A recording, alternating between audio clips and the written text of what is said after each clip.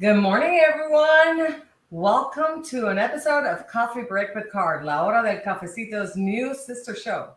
My name is Lourdes Quinones, and I would like to welcome you to the show. Coffee Break with Card is a program dedicated to all those in our community who are living with autism, to their family members, and to all those who support them. So come on and join us and let us know if you're drinking your coffee with us and sign in. We'd love to say hello to you this morning, okay? So in today's program, we're going to be talking to our colleague Liz Burke, who is going to be talking to us about CARD's program, Autism Friendly program, and a few of the Autism Friendly events that are going on this season. So come on in, join us. We have a lot to talk about. Welcome to the show, Liz.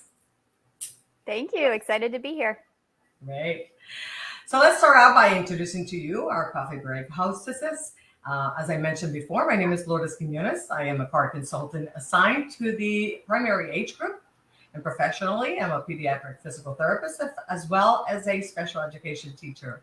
I am joined by my colleagues, Jasmine Castellano. Buenos dias, Jasmine. Buenos dias. Good morning, everyone. Maggie Aldana. Buenos dias, Maggie. Buenos dias. Good morning. Jasmine Castellano, like I said, is, Olivia McDonald. Buenos dias, Olivia. I'm jumping again. And again, Liz. Good morning, Liz. Anyway, like I said, Jasmine Castellano is an excellent professional in the field of mental health, and she is a CARD consultant assigned to the middle and high school age group, and is the mother of three, one of whom is diagnosed with autism. Welcome, Jasmine. Thank you, Lourdes.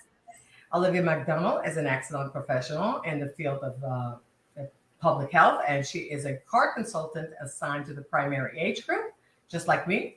And she's the mother of a beautiful infant baby boy. She just showed it to us. He's so cute. And she has a younger brother diagnosed with autism. Welcome, Olivia. Thank you, Lourdes.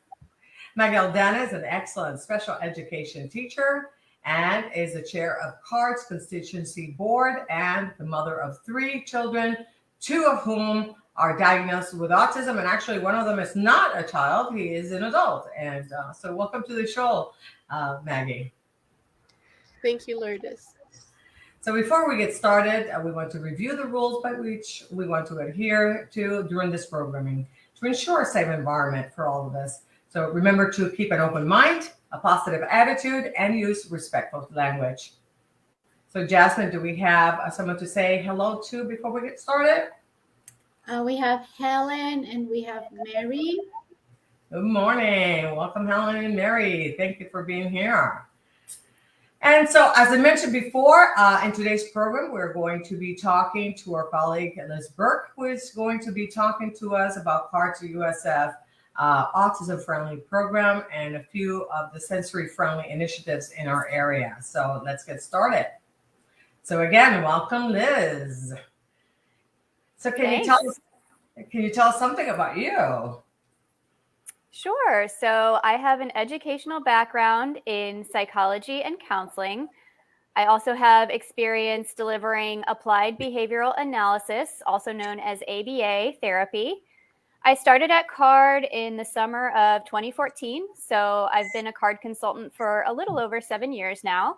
And my main roles at CARD are to provide consultation to our school-aged constituents. So I'm primarily working with the 7 to 14-year-old age group. And I'm also the lead on the Autism Friendly business project, which is what I'm here to talk about today.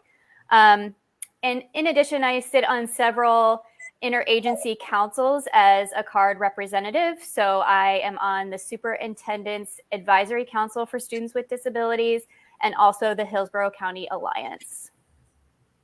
Awesome. And Liz, what is Autism Friendly program? Autism Friendly is a project that was started at CARD a little over 10 years ago now. And basically it was the direct result of feedback that we were getting from our constituents. So we were hearing from our families that there were very few programs or venues that could appropriately accommodate individuals with developmental disabilities.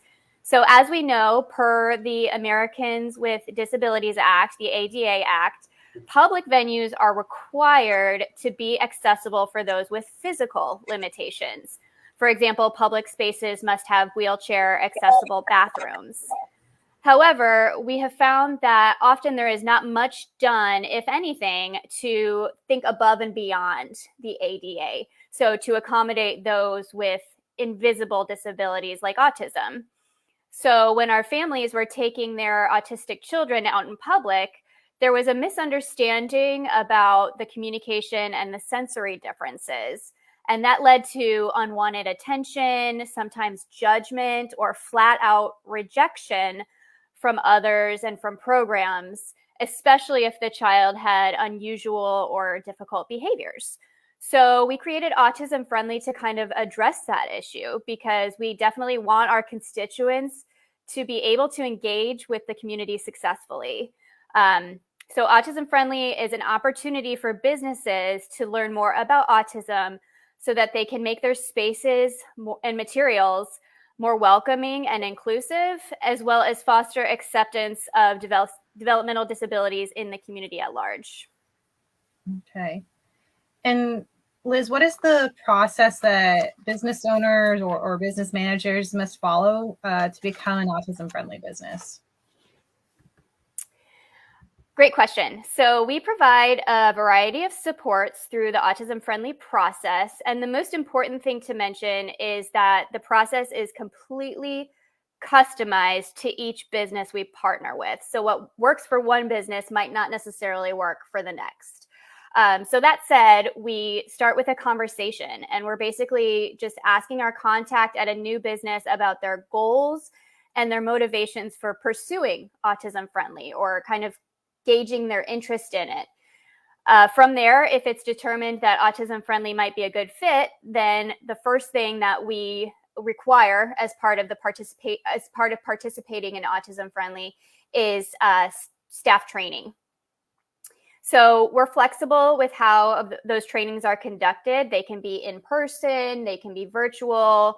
Sometimes we record them so that businesses can make it part of their orientation process for new employees. For our larger businesses, where maybe they have lots of employees that they want to onboard through the training, we might offer more than one live session to make sure that as many people can attend as possible while we accommodate their different schedules. So the purpose of the training is to provide an overview of autism, the diagnosis, and the characteristics, so that everyone has some basic knowledge.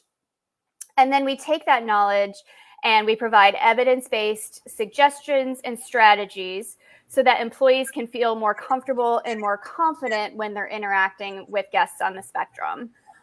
So for example, we might talk about how people on the spectrum have different ways of communicating. They might use PECs or an AAC device, and that the employees should be prepared for that possibility. And then in high sensory environments, we're going to spend more time in our training on the sensory processing and common triggers there. So like I said, it's kind of all customized so that it's most useful for the audience that we're addressing. And then after the training component, if the business has a physical space, we tend to like to do a tour. And during the tour we'll provide suggestions to help a person on the spectrum feel more welcomed and more safe.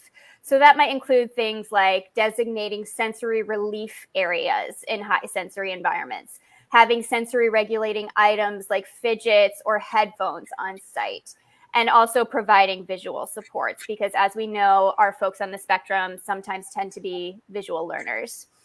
So CARD is available throughout the initial phases of Autism Friendly to brainstorm ideas and assist in the design and the implementation of these strategies.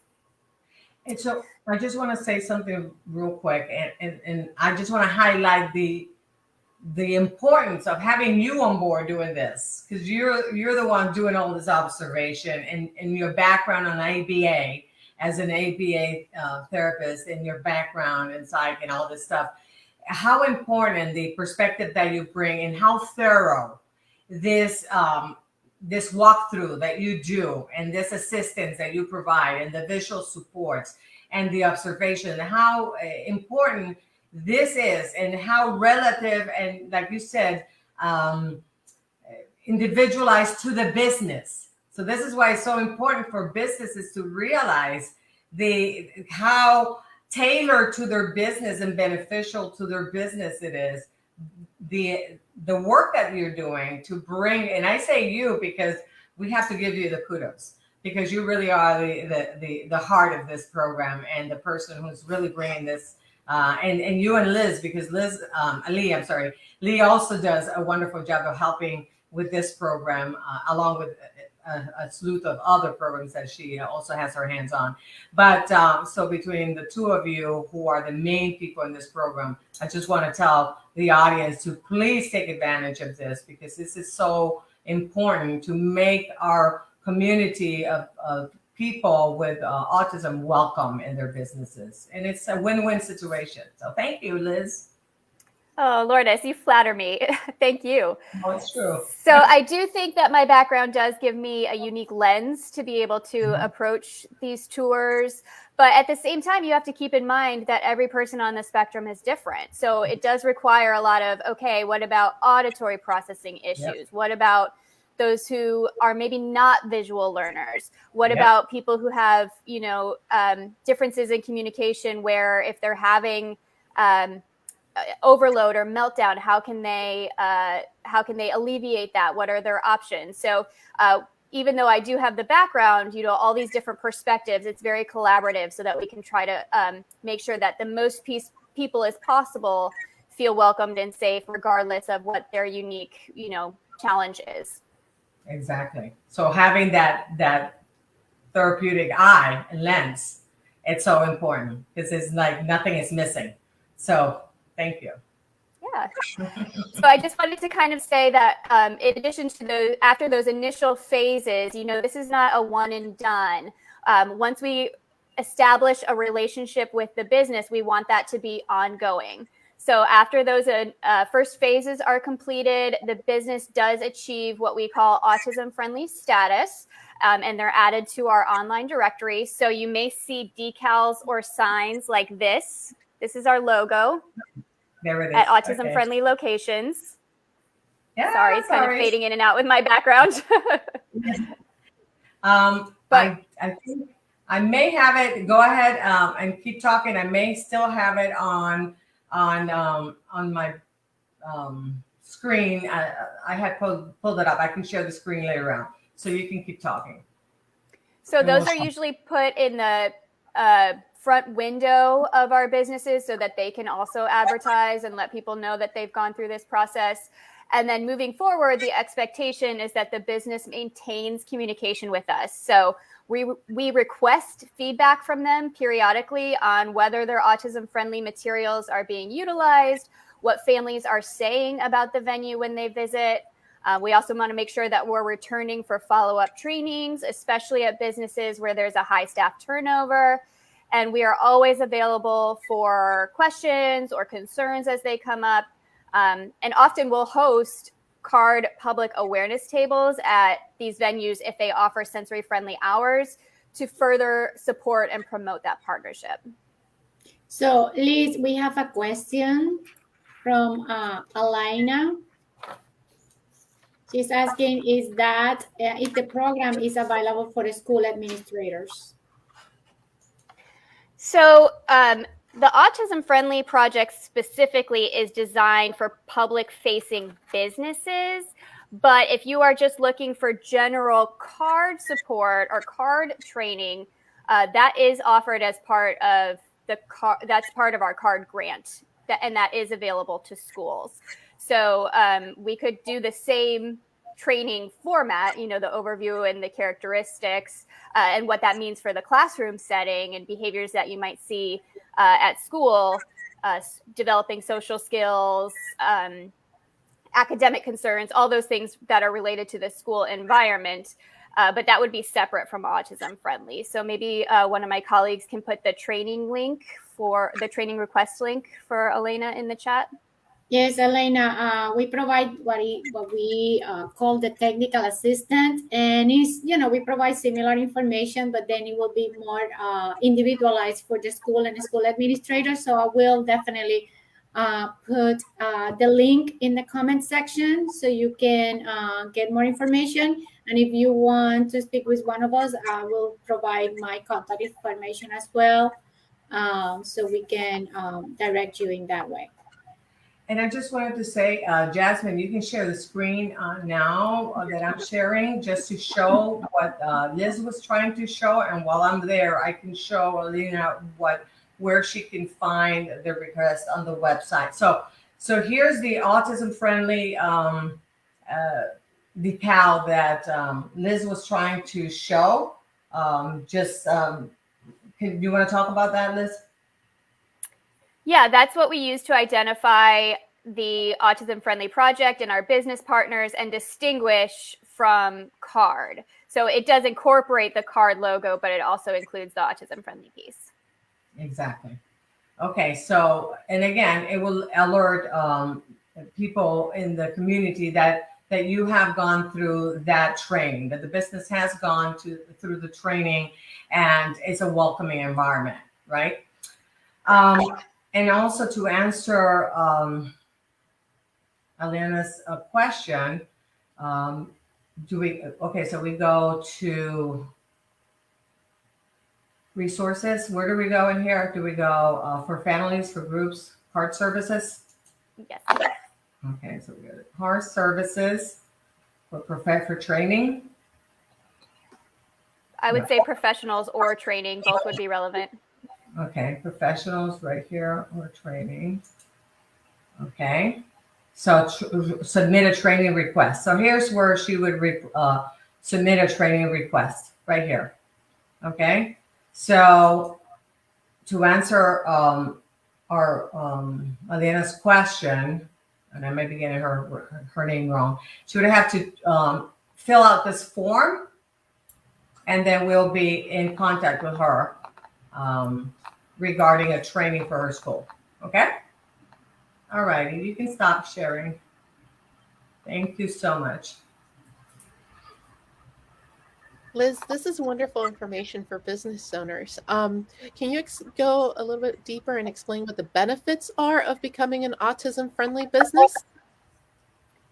Absolutely. So I would say the first benefit to me and to the autism community is that it's just something that we really believe in. We believe from a moral and ethical standpoint that it's the right thing for a business to pursue. Like all CARD services, Autism Friendly is provided at no cost to the business. And in addition, many of the accommodations and modifications we suggest are low or no cost. So it's really not a huge undertaking or responsibility as far as expense is concerned. We believe, especially as we've seen over the past few years, the diversity awareness and acceptance initiatives are becoming more robust. And so too will the standards and expectations for quality, caring, and compassionate guest service. So our families, they crave the same opportunities for participation and the same kind of experiences and outings that everyone else does. So by creating these opportunities, a business can not only expand their customer base, but also buoy their image in the community as well. And Liz, what businesses in the area are autism friendly? We've been so lucky to work with a lot of local businesses. So several of the museums in our USF catchment area, including the Tampa, Lakeland, and St. Pete Children's Museums, the Dali and the Fine Arts Museum over in St. Pete, the Tampa Bay History Center, the Henry Plant Museum at University of Tampa, Mosey, all the local museums, for the most part, have gotten involved at some point or another. Other attractions like the zoo, Bok Tower Gardens, the aquarium, the Tampa Bay Watch Discovery Center, which just recently opened on the newly renovated pier over in St. Pete, and many more. So as Lourdes was showing, you can see a full directory on our website. In addition to all the links to the actual businesses on the directory, So you'll see all of our businesses linked that are currently active in the program. And you can also download any accompanying social stories that we've done for those venues. We have done work with the city of Tampa, training city employees and providing sensory relief zones at major events like the Super Bowl and Boom by the Bay, the big 4th of July celebration. And finally, we've done past projects with the Rays and with the Lightning as well, which were really exciting. In recent news, we're excited to be working with Tampa International Airport on their Sunflower Lanyard program. So this is an example of the Sunflower Lanyard. Again, it's kind of hard to see because of my background, but it's just a standard lanyard that you wear around your neck, and it's got a green with yellow sunflower print. The Tampa Airport is the latest airport to begin using sunflower lanyards to identify individuals with hidden disabilities. So this is not a CARD program, kind of just to clarify. The Sunflower Lanyard Initiative actually started in the UK, but it is now being recognized in more and more airports and other venues all around the world. And it's a voluntary program, but wearing the lanyard discreetly signals to any airport personnel or any venue that recognizes the Sunflower Lanyard. It's kind of a discreet signal that an individual has a disability or a condition that might not be immediately obvious. So again, when we talk about physical disabilities, you know, sometimes you have some clues, like if a person is a wheelchair user or has a service animal, right? But for things like autism, Alzheimer's, diabetes, anxiety, you know, those kinds of things, you don't necessarily see those.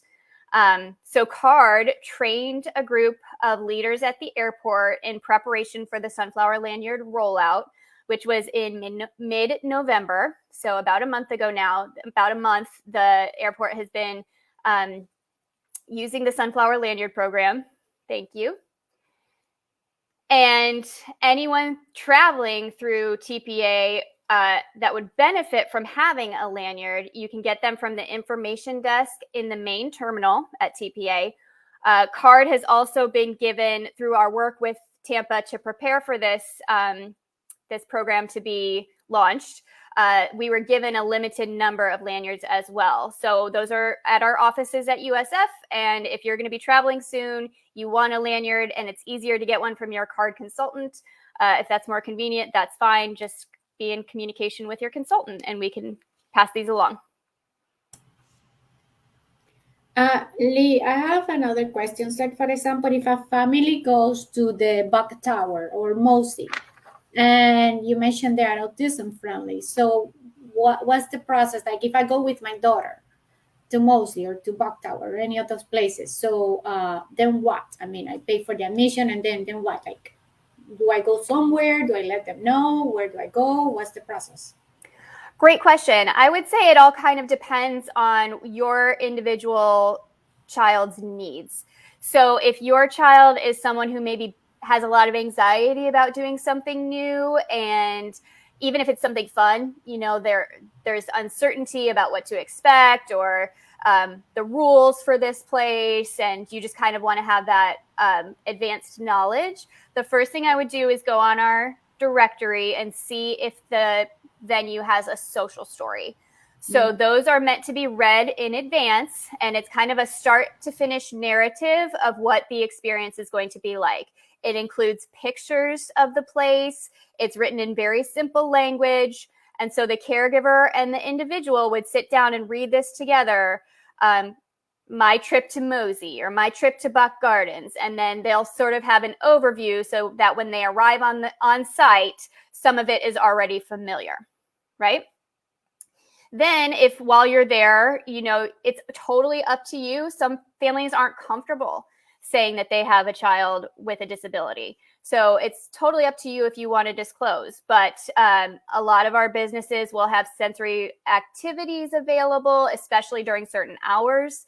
If you have a child who maybe doesn't do well in public or is still learning some of those skills, you might want to look in to see if the venue has specific hours designated for a sensory-friendly event where maybe the rules are a little bit more relaxed, or it's not going to be as high sensory because there's not going to be as many people. So a lot of our venues do those sensory-friendly events. You might want to try during one of those timeframes first and see how it goes. Ultimately, our goal is to help these individuals develop the skills so that eventually they can participate at any time and not have to be limited to those hours. But that's another thing that's often an option. And then maybe seeing if they have, if you're there and you're the child or the individual you're with starts having some of those sensory related issues, if they're starting to get overwhelmed, if they need to take a break, asking one of the staff there if there are designated areas where they can kind of regroup, and or if they have any sensory regulating items available, like a hand fidget or headphones or something like that. That's really good to know. Thank you. Thank you, Alice. I know you just touched on the sensory friendly events. Are there any upcoming events that autism friendly businesses may have that may be of interest to our audience? Yeah, so many of our autism friendly businesses will have holiday themed sensory friendly events. There are 3 Tampa venues: the Zoo, the Aquarium, and Mosey. They have a series regularly. It's called Day of Discovery, and they alternate weekends so that they're not all on the same day. They kind of coordinate, so it's strategic. But one day per month at each of those venues, they'll open early and offer reduced admission for families with sensory or developmental differences. So the Zoo's Christmas time Day of Discovery has already passed. It was actually last weekend. But Mosey and the Aquarium will likely have theirs before the end of the year.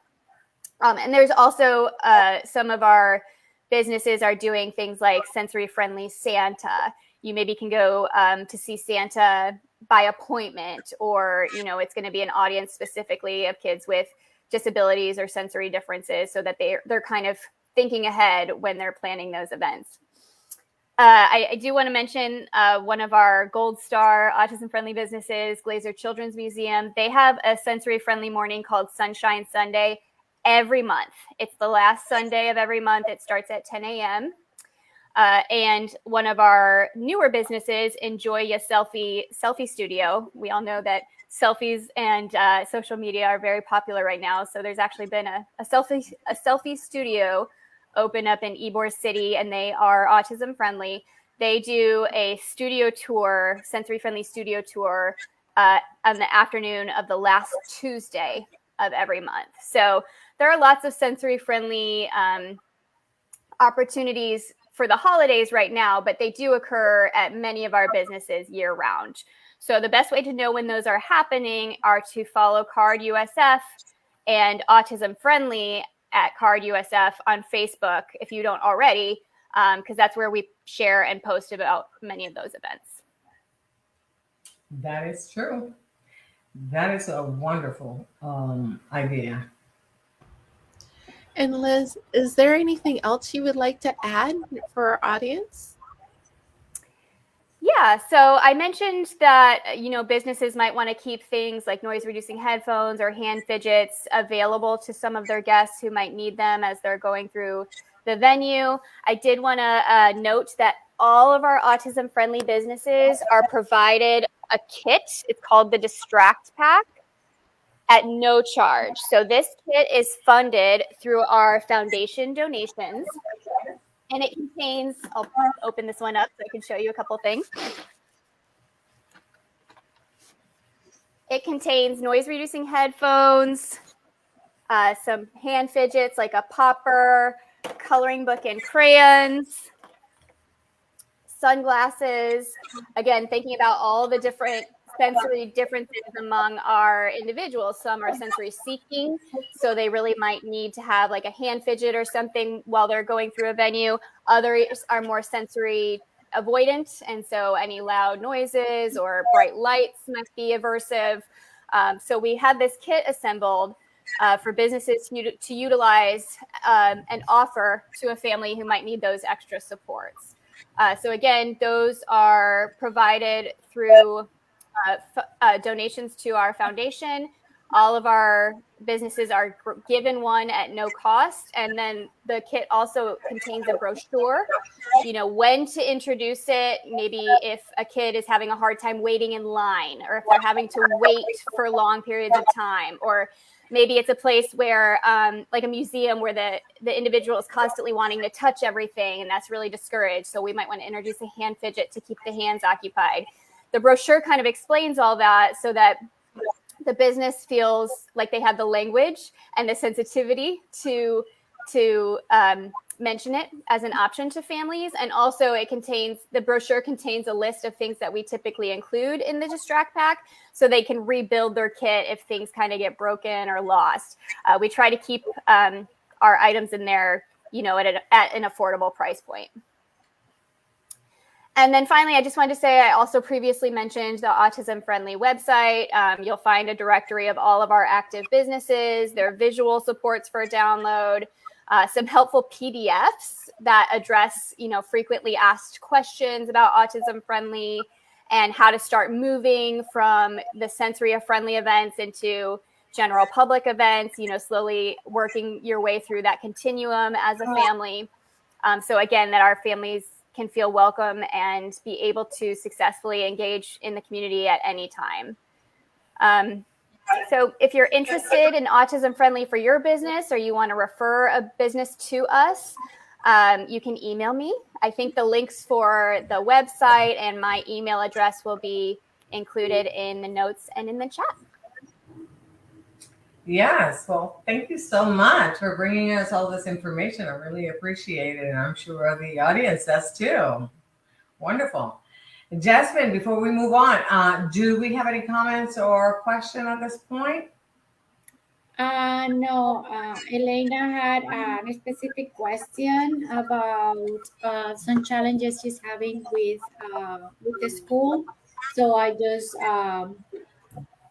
ask her to contact me via email so we can address.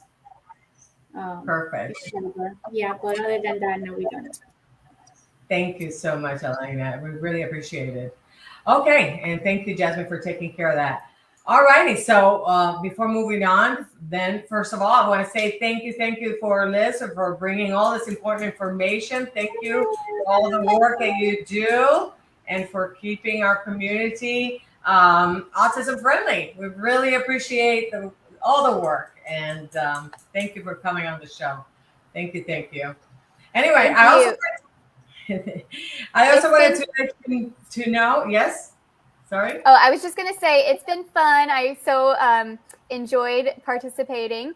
And Thanks. One last thing I'll say is, I mentioned to please email me if you have a business that you would like to participate, or if you are a leader at your own venue and you want to get involved. But also please email me if you are a family that has utilized Autism Friendly, or if you've gone to one of our Autism Friendly businesses and had an experience, positive or negative, because we're always taking that information and working to improve the program. So if they were accommodating to you and it worked out, we would love to hear that. And if there are things that could be done better, we can use that to inform some other things that we might offer in the future. So that is a great point. Thank you for saying that. So thank you for that feedback. All right, thank you. And so one more comment. Yeah, Elena, she's saying, thank you kindly for your time and information. I appreciate you all. So thank you, Elena, for being here with us today. Yes, thank you, Elena. Thank you. All righty, so that kind of brings us to the end of the show. We're running a little bit over, but thank you all for being here. This is important information, and it speaks great about all the work that CARD-USF does in the community. So I'm sure no one minds, right? Anyway, so before we go, we want to ask you for a little favor, and is that you go and the link that we're going to put down there, Elena, maybe you want to help us out with this. This is how we can justify the time that it takes us to be put together all this kind of programming and be on the air with you. So if you just give us, less than a minute, just give us your take on how this information is useful to you and it's important. And we really appreciate you for doing that. And also wanted to let you know that next week, Jasmine is going to be talking to us about ideas on how we can prepare for the upcoming New Year's. She's going to be telling us about planning and goal making for the year 2022. So be sure to join us. Okay. So anyway, again, that brings us to the end of the show. Thank you again, Liz, for being here. And just don't forget to give us a like, share this video with those that you know can benefit with this and on your page. And be sure to meet us here every Friday at 10:45. And we'll love to be here sharing a cup of coffee with you as we spill the beans. Anyway, we'll see you next time. Until then, we want to wish you good vibes and good coffee. Coffee. Take care. Bye-bye. Have a great weekend.